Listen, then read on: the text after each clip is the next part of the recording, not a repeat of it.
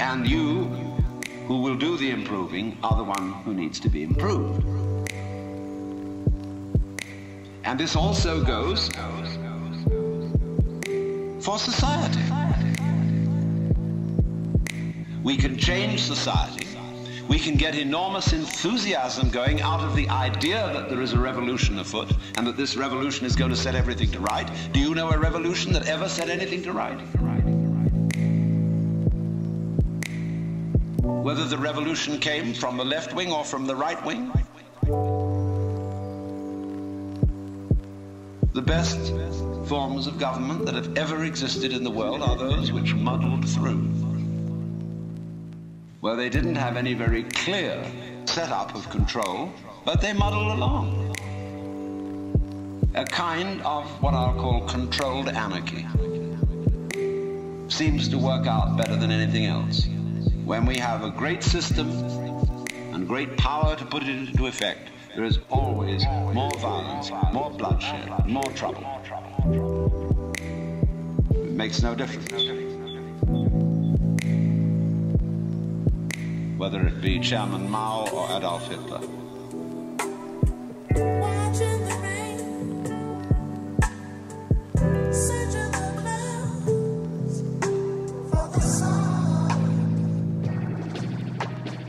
So, what instead, therefore, if we see that you can't outwit yourself,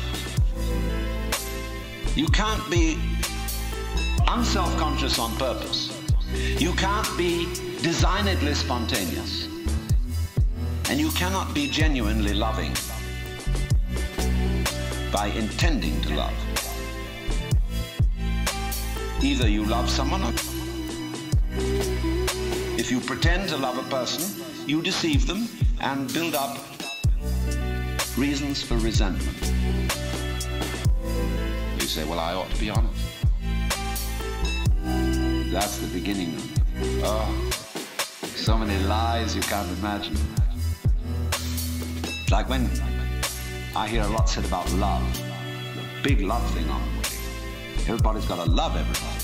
Everybody sings songs about love. Do you know what I do? I buy a gun and bar my door because I know there's a storm of hypocrisy brewing. I buy a gun and bar my door because I know there's a storm of hypocrisy brewing.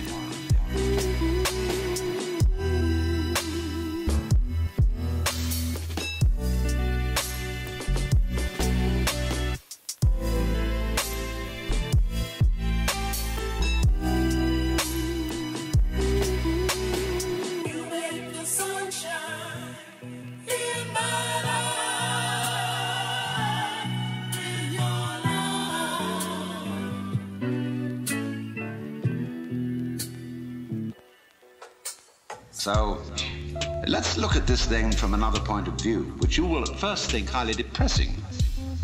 Let's supposing we can't do anything to change ourselves. Suppose we're stuck with it. Now that is the worst thing an American audience can hear.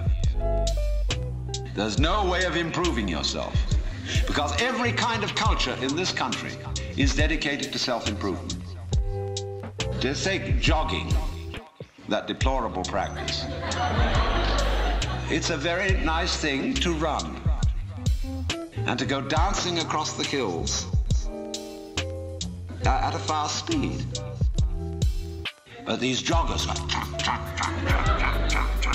shaking their bones, rattling their brains, running on their heels. There's a grimness about it. It's determinately good for you. Why do you go to school?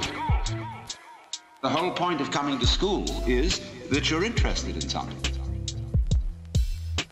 You don't come to improve yourself. But the trouble is that the schools got the wrong idea. They gave people honors for learning. The reward for studying French should be the ability to speak French and enjoy reading French and having fun with French people. But when you get a degree for it, then the degree becomes the point. in a game of one-upmanship. And of course, one-upmanship is the main business of the educational community today. You learn all the rules of how to be a good professor.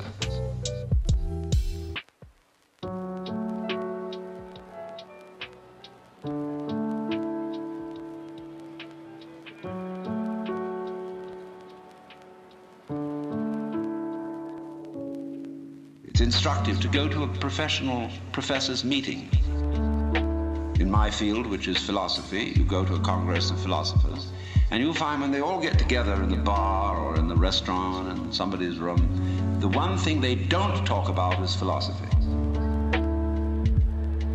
It is very bad form indeed to show interest in philosophy among your colleagues.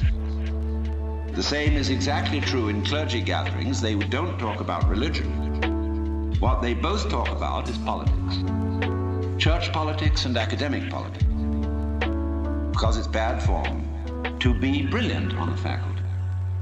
Because it outclasses your colleagues. Therefore, faculty people tend to cultivate a studied mediocrity. And you've got to watch out for that. I mean, if you get mobs of students coming to your lectures, you get pretty black looks from your colleagues.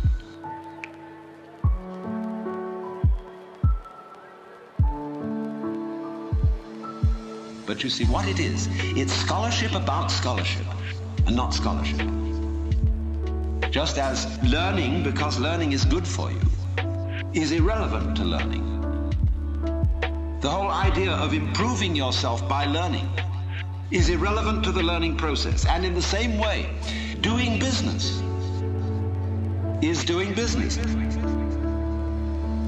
Doing business, such as manufacturing clothes, is a very good thing to do. I could conceive that it would be extremely enjoyable, something one could be very proud of, to make good clothes. Of course you need to sell them because you need to eat. But to make clothes to make money raises another question. Because then your interest is not in making clothes, it's in making money, and then you're going to cheat on the clothes.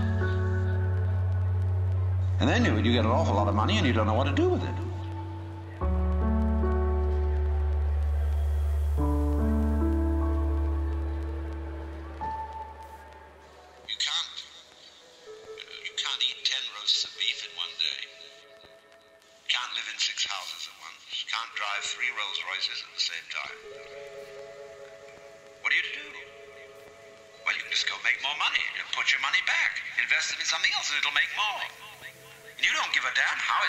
So long as they make it. We don't care if they foul the rivers, put oil fumes throughout the air everywhere to kill off all the fish. So long as you see these figures happening. You're not aware of anything else. So, you see, you went out to do a self-improvement thing. Making money, you see, is a measure of improvement. A measure of your economic worthwhileness. Or at least that's what it's supposed to be. It isn't anything of the kind. But you went out, in other words, for the status instead of for the actuality. So if, in other words, you do an art, you're a musician, why do you play music? The only reason for playing music is to enjoy it. If you play music to impress an audience, to read about yourself in the newspaper, you're not interested in music. So in the same way, why do I come and talk to you? Because I enjoy it. I like the sound of my own voice. I'm interested in what I'm talking about, and I get paid for it. And that's smart in this life, is to get paid for what you enjoy. So here's the situation, you see. The whole idea of self-improvement is the will-o'-the-wisp and a hoax. That's not what it's about. Let's begin where we are. What happens if you know beyond any shadow of doubt that there is nothing you can do to be better? Well, it's kind of a relief, isn't it? You say, well, now what will I do? See, there's a little fidget comes up. Because we're so used to making things better, leave the world a better place than when you found it, sort of thing. I want to be of service to other people, and all these dreadfully hazy ideas. But supposing instead of that, seeing that there isn't really anything we can do to improve ourselves or to improve the world, if we realize that that is so, it gives us a breather in the course of which we may simply watch what is going on. Watch what happens. Nobody ever does this, you know. Therefore, it sounds terribly simple. It sounds so simple that it almost looks as if it isn't worth doing. But you ever just watched? Watch what's happening, and watch what you are doing by way of reaction to it. Just watch it happen. And don't be in a hurry to think you know what it is.